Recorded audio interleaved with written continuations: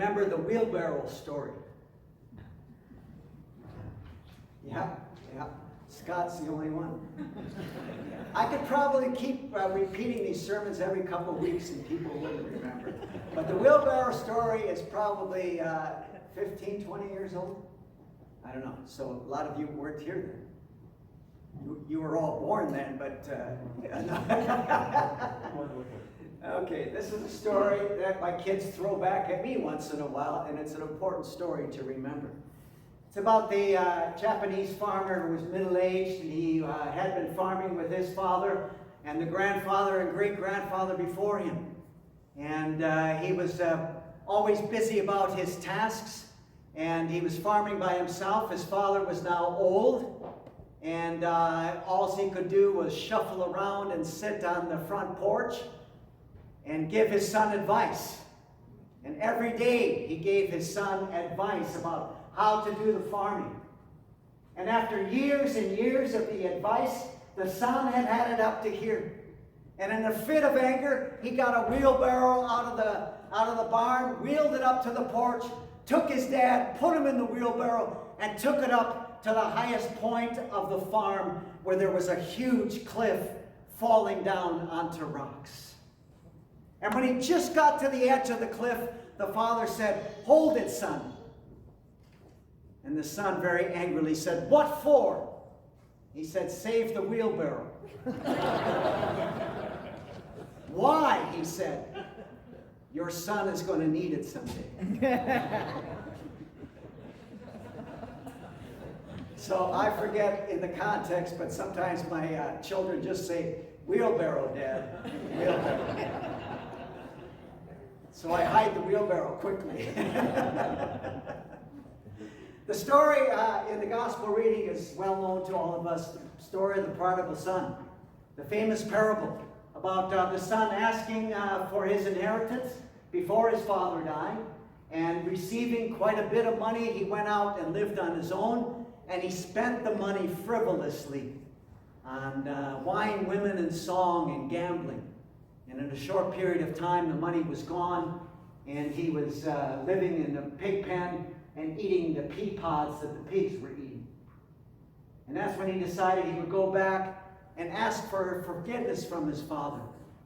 And that's the story and the picture we have. And the power of the story is that before his son even said the words and apologized to his father ran out onto the road and welcomed him with open arms, and he forgave him. There's probably something missing from this story. We can only conjecture what it might be. But there was probably something that happened in this young man's childhood to make him the way that he was. And we don't know exactly what it was, but there was a brokenness there. There was a brokenness, and whenever there is a brokenness in our family, we cannot be pointing fingers at anybody over the brokenness. When there is a brokenness in the family, all of us contribute together in this brokenness. I tried. My dad was a good man, but he was short in patience, and his anger could be just a couple seconds away.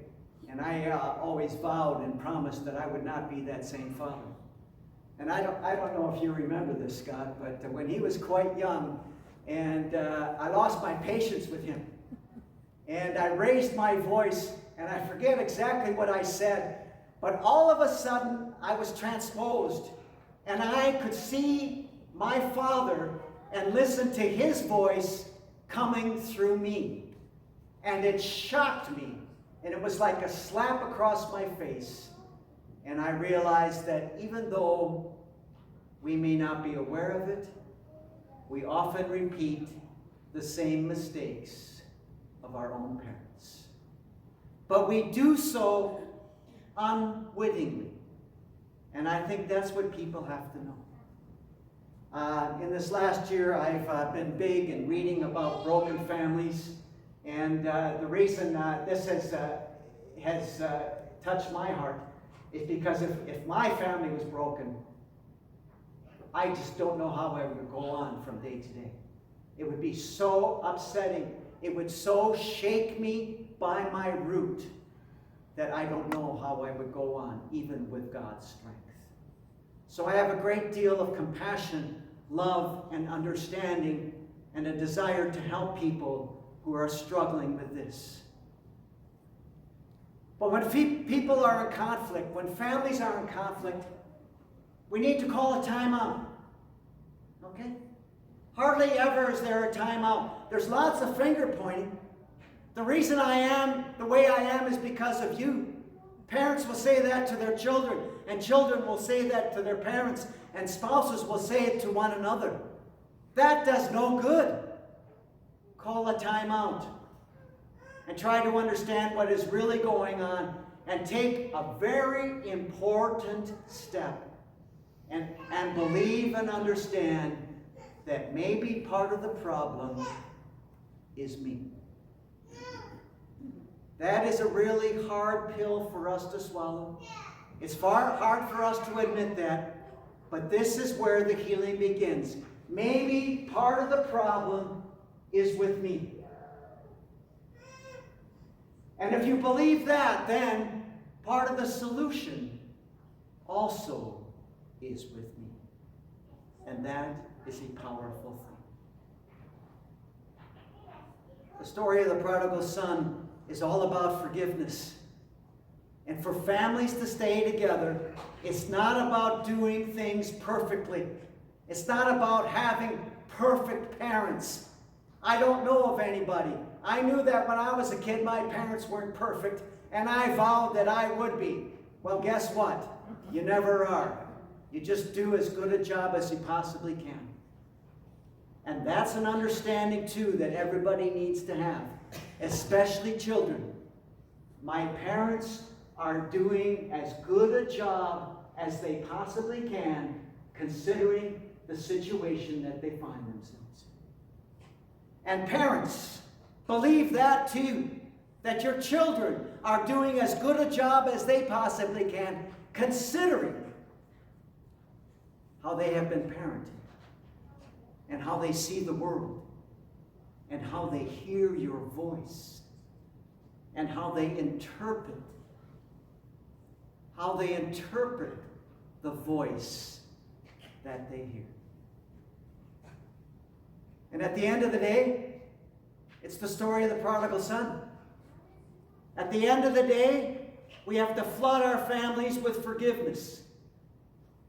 Forgive them and ask them that they would forgive us. And by God's power and love, that can happen. That can take place.